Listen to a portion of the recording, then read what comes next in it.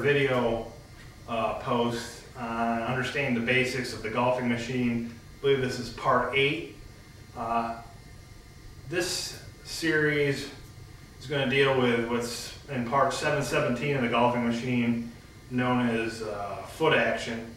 A lot of people will say they don't think that's basic of the golfing machine, and I can kind of see their point because it's only about one paragraph long, and it's something that Homer Kelly doesn't really go over in great detail. But I thought he pretty much nailed what needs to happen in the footwork, and I just feel that this is such a overlooked. I think it's easily the most overlooked part of the golf swing, and I've seen it not only help myself when I do execute it correctly, but I have seen it improve golfers immediately like that.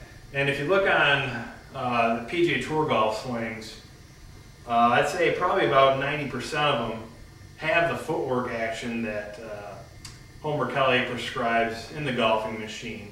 And also what I kind of find interesting is if I see two golfers with the same handicap out in the range, like an 8 handicap, and I see one that's noticeably a better ball striker than the other, and he probably just doesn't have the short game that the other one has.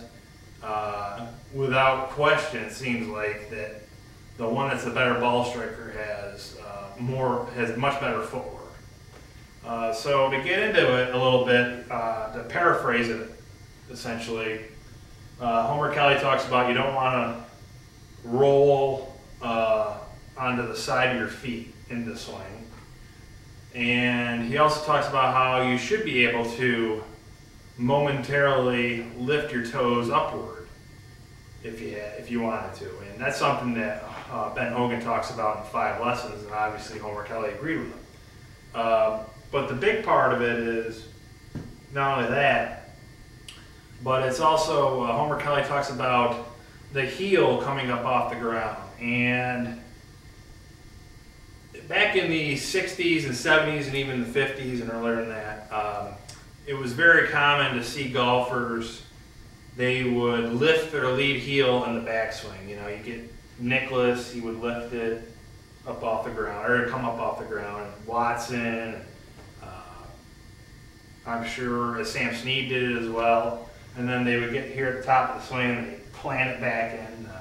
And that's something that's still valid. Sean Clement and I think Kelvin Miyahara, I think that's what his name is, they both prescribe that quite a bit. The long distance driving champion, Jamie Sedlowski, he pulls that heel up off the ground in the backswing and he plants it and hits it 425 yards. So it's definitely a valid way. But when most people talk about the heel coming up off the ground, they usually talk about the rear heel, and they talk about where it's at impact. You'll hear a lot of people talk about, well, the rear heel should be flat at impact. Well, no, it doesn't have to be flat at impact. But I guess the two guys I look at when it comes to footwork are that have a flat rear heel at impact are Sam Snead, and then you also have Mo Norman. Mo Norman had his right heel so flat he had it, you know, when he was over here, you know, going like this. You'd be pretty much halfway, almost to the finish, and then he'd have it pulled up off the ground. But you don't have to have it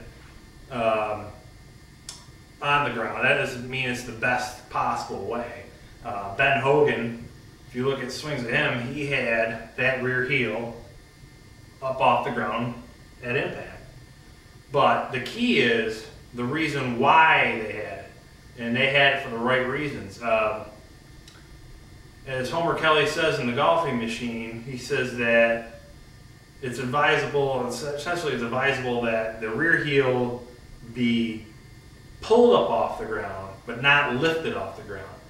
And what he means by that is that if you have that heel off the ground, whether it's your lead heel in the backswing or your rear heel in the downswing coming up off the ground, it should come up off the ground because it's being pulled by the momentum of the swing, you know, momentum of the pivot and your shoulders turn and everything.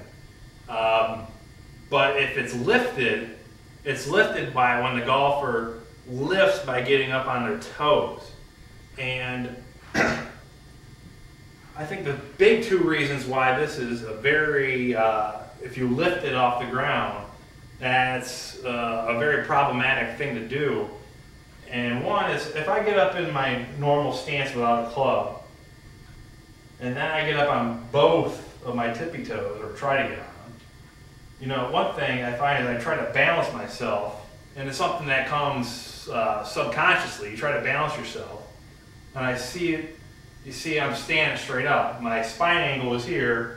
Now to balance myself, it's standing straight up. So that's one problem. I mean, now if I'm here and then I get impact, I'm standing straight up, now I gotta reach further to the ball.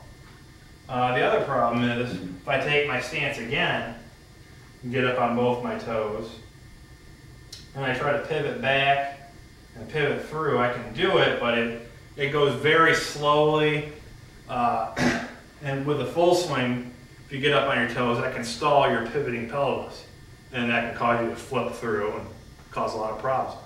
Another problem I see is, and I got this from Sean Clement from watching one of his videos, I think he is dead on, this is a problem that I suffer with a lot, is that when you get up on your toes and you lift that heel off the ground with that rear foot, the rear knee kicks towards the ball.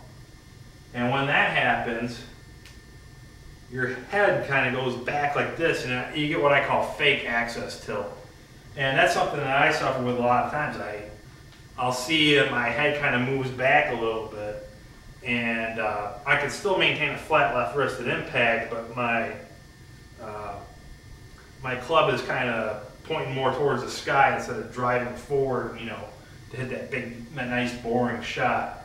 And I'll see when my head's moving back, usually my heel is up off the ground, I got a little bit of weight on my toes. So